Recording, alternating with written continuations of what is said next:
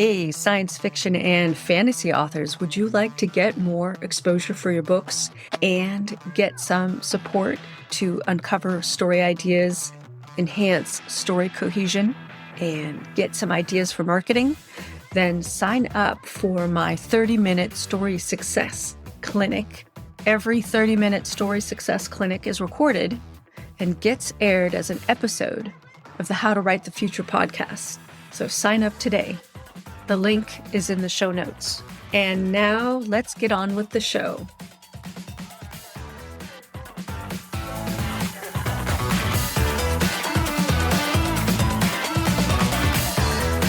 Hi, everyone. Welcome to our next episode of How to Write the Future.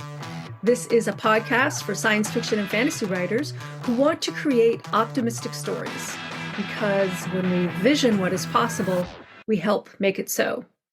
I'm your host, Beth Barany. I am a science fiction and fantasy writer myself and a creativity coach, focusing on helping science fiction and fantasy authors with their stories. Today, I have a special guest with me for another story success clinic. So I would like to welcome you, Madeleine.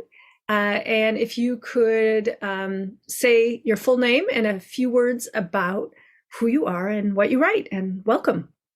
Okay, thank you. My name is Madeleine McLaughlin, and I write several genres, but the story I'm working on right now is science fiction, sort of historical science fiction for middle grade. Wonderful. Oh, I love that combination. That intrigues me. So we're here today because you raised your hand. You're like, yeah, I would love a story success clinic interview. And you said that you were maybe having challenges with or issues around alien-human relations. Do you want to talk about that, what your issues or concerns are? I took a course, and they said that the aliens sort of have to run things. They sort of decide what the problem is. Okay. In the science fiction story, what the challenge is. Do you know what I mean? It's not based necessarily on humans, but the aliens cause the challenge. That's typically, I'm having a little problem with that. Okay.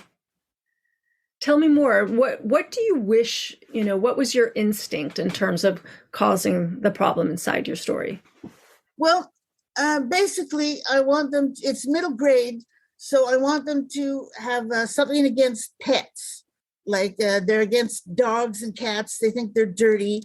And their plan is to kill all the pets on Earth. It's a very middle grade theme. And they're also going to keep humans as soul pets. Like they're going to kill them and keep them in little cubes. They're going to be soul pets. Oh, so goodness. That's my problem. Yeah. But I think I just have a problem communicating a personality for the aliens and a different personality for each one. Because they should have different personalities. Yes, okay. I've got my character for my main character and his friend, but I'm stuck on the aliens. Got it. I see. So really we're talking about character development and world building for your whole alien culture. Who are they? Yeah, but it's leaning on how they're going to respond to the kid. Right. Okay. So that's why I said alien-human interactions. Yes. Oh, I love it. Let's clarify for all our listeners, in case they don't know, when you say middle grade, what age group is that? 8 to 12. 8 to 12. Perfect. And these books are they're not picture books, which are generally for the younger groups, right? They're prose. They're filled with prose. Maybe there's images, but often there's not. Right? It's prose and sometimes little drawings. Little drawings, got it. But not a lot of drawings. Okay. Okay. And so it sounds like your aliens are, well, first off, why do the aliens come here? They sort of get lost and they crash. Okay. They're just lost, and he wants to stop them from going back to their planet and telling them about Earth. Your protagonist. They're going to colonize it. Got it. Okay. They crash land here and they're like, we want it. This is our home now. We're going to take you guys. All we have to do is get rid of all the pets. I see. Good. So you do have a big problem the aliens want to get rid of all the pets. And of course, your main character and his friend, and they want to keep the animals. So that's Yes, they good. do. You have a good conflict there. That's good. And what do you know so far about these aliens? What do they look like? What do they sound like? They're small. They're shaped like eggs with a big sort of expanse on their head. They have skinny arms, and they don't seem to be wearing any clothes, but they don't have any distinguishing marks really. Like, and they just have a little tonsure on their head, like a little frail hair. Oh, fun. And they're small. I don't know if I mentioned that. Yeah. So when you say small, like in relation Child to a size. child, they're child size. Okay. So they would be but are they adults in their own world? They're adults. Yeah. Yes. In their own Okay. world. And how do they communicate to the kids? Oh, they have a translator. Okay. So they're using there's some kind of voice. Do they have a face? Yeah, they have a face. They have Okay. a face, and it has yellow red eyes and a little mouth, tiny mouth. Okay. Any other features about their face that would give an opportunity for something a little, to distinguish one from the other? Nose, ears. I never really gave a thought to nose and ears, to be honest. I sort of focused on the eyes, because the eyes glow when their mood changes. That's great. They're sort of glowing creatures. So I never gave a thought to nose and ears and eyebrows and stuff. But you think I should? Well, that would give them distinguishing marks, right? To allow the kids to distinguish them from each other. And whose point of view are you telling the story in? His name is Liam Chesney, and he's my main character. And so he is the guide. He's the one having thoughts and feelings and descriptions about the aliens. Yes. Okay. Do you ever go into anybody else's point of view when it comes to thoughts? No. And okay, great. So that's great. Liam is as the reader, our guide through the story. So is he observant? Is he the kind of person to notice what makes one alien different from the other? Well, given the fact that he's a child, I think he would notice things like that. Yeah, because kids tend to notice, well, at least nature on Earth, bugs on the bottom of leaves and stuff like that. So I would think he would notice, but he is sort of blown away by these little things showing up. For sure. And before they show up, what are his hobbies? He likes, 50s. It takes place in the 50s. So he likes all those 50s science fiction movies. And him and his friend Nathan Stuckey go to a lot of movies, and they talk about futuristic ideas. And he's entered a science fiction invention fair with this invention that can catch light rays, light rays bounce off you and then go into space, and this can go into space and gather them together, and then you can see history. But it's sort of it's a concept, but he hasn't got the technology in the 50s but it's sort of a concept. They win on the concept. And in the first chapter, he loses to his arch rival Sandra. Okay. And then he loses on the drawings, but he wants to sort of make build it so that they can see what it looks like and tell them for the whole rest of the semester. And then there's going to be another contest, and then he wants to win that. And he tries to enlist the aliens to help him. Oh, wow. So he's got two problems. The immediate problem is figuring out how to win in the science fair. Right. Yeah, that's how it starts. Yeah. And then later on, when the aliens arrive, his new problem of preventing them from killing the animals and keeping soul pets. And not. At first, he thinks they're good. At first, he thinks they're really cool and everything, Yeah. And then he finds out later that they're not so cool. Yeah, because they try to do. What do they try to do specifically? Well, he takes his dog for a walk, and the dog runs into the woods where they are, and they kill the dog. They blow it up. Oh my goodness! And that's the dog that, his father has died, and that's the dog his father gave him. So that's sort of what turns him against the aliens. Oh yeah, huge. Oh my God, that's tragic. It is, yes. Oh my goodness, this is not a light story. This is definitely not dark per se, but you're dealing with some heavy themes here. Yeah. That's good. And I don't know your audience since I don't write middle grade, but this is all age appropriate. I mean, this is what kids want to be reading these days. Oh, well, I mean, they read The Hunger Games, which is about killing a lot of people. And true. Some parents don't like a lot of violence in middle grade, but kids in general, and of course it's for boys, it's a boys story. Yeah. So boys kind of like stuff like that. Okay. So coming back to the alien human relations, do you have any thoughts about how you might have Liam look at these aliens as individuals, or does he, like, how does he sort it out? Is he confused? Does he name them in his head? Can he see distinguishing marks? He's just sort of blown away with the fact that they glow and the fact that they're there. But no, I really hadn't given that too much consideration. But that's a good idea. He can get into the individuals. There's one guy who always has the translator, and he talks to him most of the time. Okay. Yeah, and he might even, that might be part of your story where he says, well, how do you, if he's talking to them, he can even ask them, how do you tell each other apart? How do they do it? Or is their concept of individuality completely different than ours? Oh, I see. Yeah. Yeah. So it could even be part of the challenge in dealing with them, is that maybe they're like a hive mind of some kind. Oh, yeah. Yeah. If they all look the same. Or you could give them some distinguishing characteristics, one from the other. Well, one is a little taller than the other ones. Okay, that's good. And you've got your translator, and you've got your one who's a little taller. Do they have legs? Yes, they have legs. And arms? Are those all the same, or do those show up as the different? arms tend to be thin, and they all have thin arms.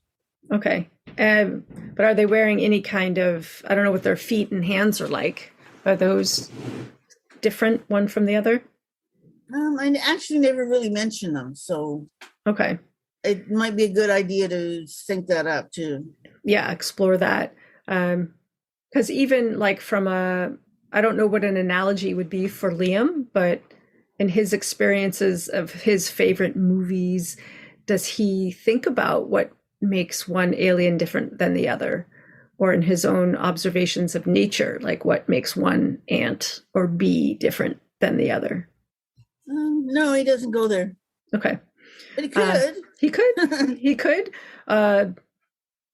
Someone else could bring it up. Like, he doesn't have to be the originator of this. His best friend, his rival, a teacher, a parent could also be the one who helps him figure this out. Yeah. Mostly he's taken up with grief because his father died. His father was his hero. Yeah. So ultimately, is this a story about overcoming grief or handling grief or loss? It's about learning that you can go on after great loss. Yeah. That theme is coming out in our conversation. See, he was very close to his dad. And when the dad died, he got so engulfed in grief that all his friends abandoned him except for Nathan, because they couldn't cope with it. They're just kids. And so he's trying to make it up now so he can be like popular again by trying to be a hero. Yeah. Okay. And that's why he wants to win the contest. Okay. And he learns at the end that he is a hero, but not in the way he thinks. Nice. Yeah, that's lovely. And does he have any realizations around grief or loss also by the end? He just finally accepts that his father is gone and won't be coming back. Okay. Does the mother play a role in the story? She's there, but mostly she's grief-stricken too, and is struggling. Like, she just got a job to support him, and this is in the 50s when it was hard for a woman to be the head of the household, and she's struggling. Okay, yeah. And how old is Liam? He's 12. Okay, so 7th grade, technically? Yeah, exactly. Okay. Yeah. Okay. Got it. Good. So it sounds like the story is already written. Yeah, it's done, but and I'm doing edits and all that. But I'm having, like I say, I'm having a problem with the alien human thing. Yeah. And given that he's 12 and that he's recently gone through this loss and maybe lost his friends as well, except for Nathan, what bonds him initially to the aliens? He really just thinks they're cool, and then he asks them if they can help him with his school project so he can win the contest. And then they blow up his dog, so he really has no bond, but he plans to get a revenge on the aliens. But he's not too clear on how to do it. He's taking like small steps, trying to fight a guerrilla war and trying to do this and that. But I want to change that a bit because, he doesn't want them to leave, because then they'll go to their planet and bring back more. Yeah. So I don't know exactly what I want his plan to be. That's not clear to me yet. Okay. Because he has to have a plan whereby it'll end the aliens so they won't come back. Okay. Are we talking annihilation here? I mean, is that what he's thinking? So far, yes. Is that too extreme, or are you thinking it might be? Yeah. It might be. I'm thinking if he tries to convince the Air Force, because the Air Force is at the crash site, to take them prisoner or something. But the Air Force guy wants to use them to get revenge on the Russians who killed his dad. You see, they sort of parallel each other. Yep. Wow. And so it sounds like that. Is that another point of view that you're telling in the story? Is it only through Liam's conversation with the Air Force that he finds this out? Yeah, it's only through conversation. I don't get into the other guy's head. I stay in Liam's head because Liam's 12. The Air Force guy is about 22. Right. Okay. An idea just came to me while, So what would Liam think about enrolling more of the school kids besides just Nathan? Would he, even his rival, would he think about enrolling the kids in doing some kind of scheme to, capture or do something with the aliens to keep them on Earth? Well, he tries to tell the kids about the first stuff off. They think it's Sputnik that's crashed. And so they go to the woods, and it's some sort of weird craft. And they don't know there's aliens yet. And he tries to tell the kids, and they all laugh at him, and they tell him the Air Force won't let anybody near there. You weren't even down there. And then he tries to tell them about the aliens, and they all laugh at that. So he's got no friends left except for Nathan, who has been there and has seen them. But I'm thinking later on in the story, could he try and enroll the kids to, I don't know, contain the aliens or destroy the craft? I had that in my mind. I sort of had a picture in my mind of kids running into the woods to defeat the aliens, and it would be very kid friendly and all.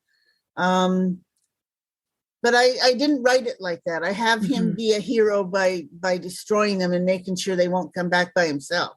I see. Yeah. I'm wondering how you could bring in the other kids, because it's a different kind of. Bring in the other kids.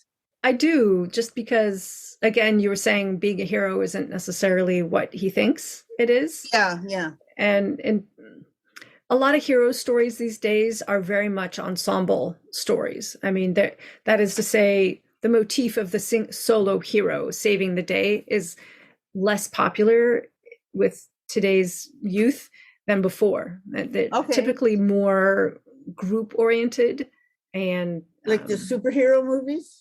Not just superhero, but other kids' movies, even Hunger Games, I mean, she succeeds alone, but she also succeeds because of her friends. Yeah. And like Harry Potter, for example, even though he's the solo hero, he actually succeeds because of his friends. Yeah. Okay. Yeah. And it would also bring home that message of how being a hero is different than you think. Might want to play with that. Sorry, I don't read a lot of middle grade. I've read some, some of my fantasy stories I like are middle grade, like I'm forgetting his name, Owen Koifer. I don't know him. It's a boy who's about 12 or 13 who's like a villain / hero, an Irish author. Sorry, I cannot remember. A listener will let us know. Okay, great. Or Diane Duane's series, So You Want to Be a Wizard? Oh, yeah. Yeah, there's always an ensemble there, even though there's a main character also. Yeah. Personally, I'm tired of wizards, but yeah, it's a different motif. So You Want to Be a Wizard series is very different than the Harry Potter series. Yeah, okay. Yeah. Okay, so do you have, so in terms of your own creative process, now that we've talked about some ideas, what do you do with these ideas? Do you go back and start writing them, brainstorming? How do you figure out if what we've come up with here today is going to be useful to you? Well, I think what I'll do is take a piece of paper and divide it in half and put Liam aliens or Earthlings aliens and sort of try and, give one character, and maybe I can split the aliens into 3 or 4 and then see where I can make trouble between them. Oh, excellent. And by trouble, do you mean like coming up with specific scenes and moments where they're going to clash? Yeah, exactly. Okay.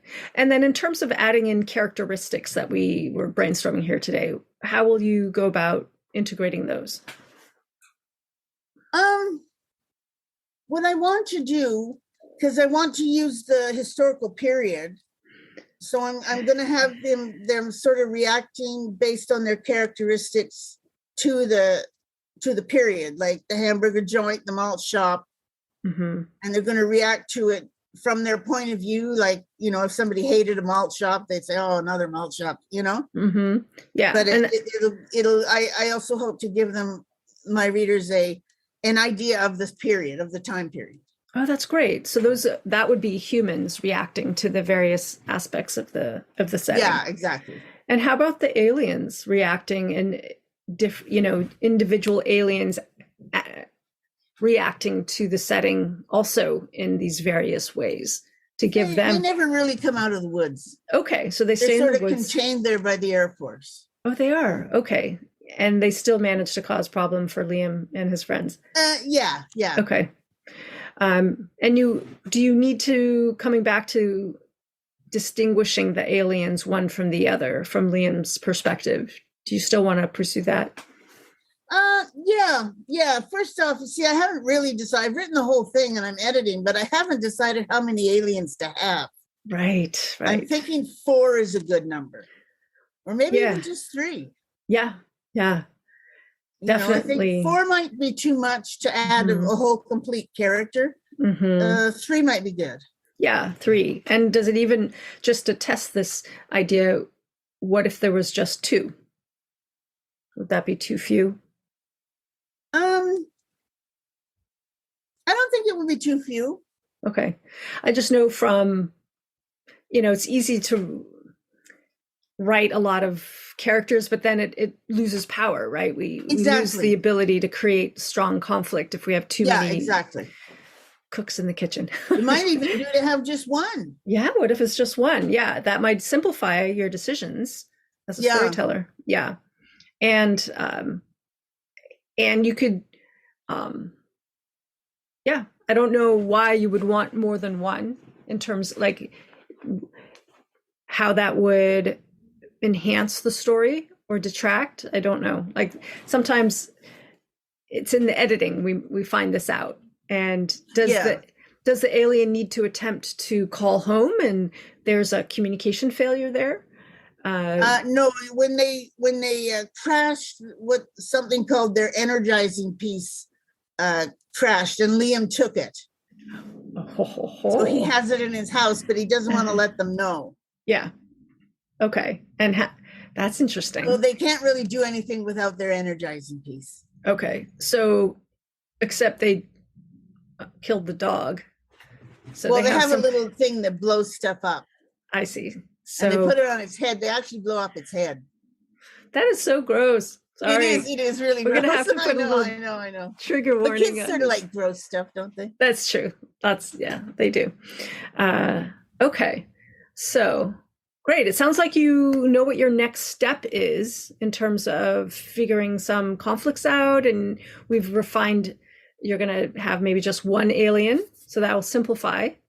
We don't need to answer the question, what distinguishes one from the other now. Yeah. And maybe, and when Liam sees the alien, you told me it's shaped like an egg with arms and legs and some semblance of a face. Is there anything else that Liam thinks of when he meets the alien in terms of what it looks like or acts like? Just that it glows, like everything. Their craft glows, they glow, their eyes change color when they get mad and happy and stuff. Okay, great. But he can't tell if they're mad or happy from their eyes. You know, they just change color and he can't tell. Okay, so from what to what? Can you tell me a little bit about the glow? Like the red, the yellow will get more intense and start like the light. And the red will become darker and stuff like that. Ooh, okay.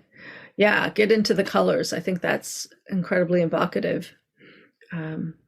Cool. So as we start to wrap up, is there any other questions or problems that you want to brainstorm about your story? No.